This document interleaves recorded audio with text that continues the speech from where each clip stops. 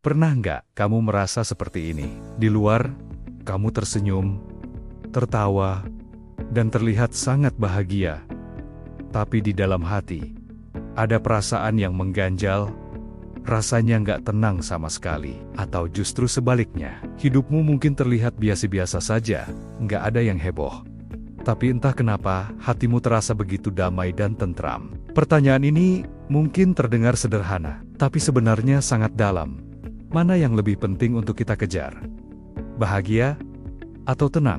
Sebagian besar dari kita mungkin menganggap bahagia dan tenang itu adalah hal yang sama. Padahal, keduanya adalah dua hal yang sangat berbeda. Mari kita bedah pelan-pelan. Bahagia seringkali kita definisikan sebagai sebuah emosi yang muncul karena adanya pemicu dari luar. Misalnya, kamu dapat kabar baik, berhasil mencapai target, membeli barang impian, atau menghabiskan waktu liburan seru bareng teman-teman. Bahagia itu seperti letupan kembang api, indah, meriah, tapi sesaat. Di sisi lain, tenang adalah sebuah keadaan batin. Ia tidak bergantung pada apa yang terjadi di luar dirimu. Ketenangan tidak datang dari apa yang kamu miliki, tapi dari caramu menerima dan memandang kehidupan. Jadi, jika kita simpulkan secara sederhana, bahagia itu adalah sebuah reaksi, sementara tenang adalah sebuah kondisi.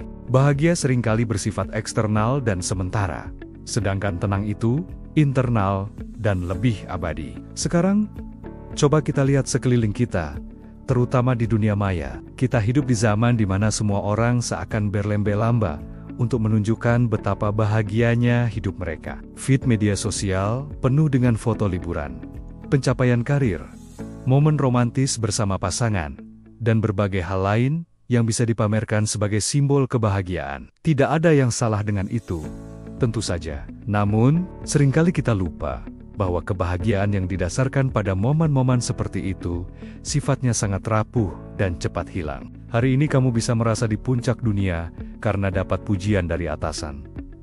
Tapi besok, bisa saja kamu merasa sedih karena hal sepele. Inilah jebakannya. Terlalu sibuk mengejar momen senang yang sesaat seringkali membuat kita mengabaikan fondasi yang lebih penting, yaitu kedamaian batin. Itulah mengapa banyak orang yang dari luar terlihat sangat bahagia, punya segalanya, tapi ketika mereka sendirian di malam hari, hatinya terasa hampa dan tidak tenang. Mereka terus-menerus cemas, takut kehilangan apa yang sudah diraih, dan selalu merasa kurang. Lalu, bagaimana hubungan antara bahagia dan tenang? Anggap saja begini. Kalau bahagia itu seperti ombak di lautan yang datang dan pergi, kadang besar kadang kecil, maka tenang adalah lautan itu sendiri. Dalam, stabil, dan tidak mudah terguncang oleh badai sekalipun. Ketenangan adalah level lanjutan dari kebahagiaan. Ia adalah buah dari penerimaan diri.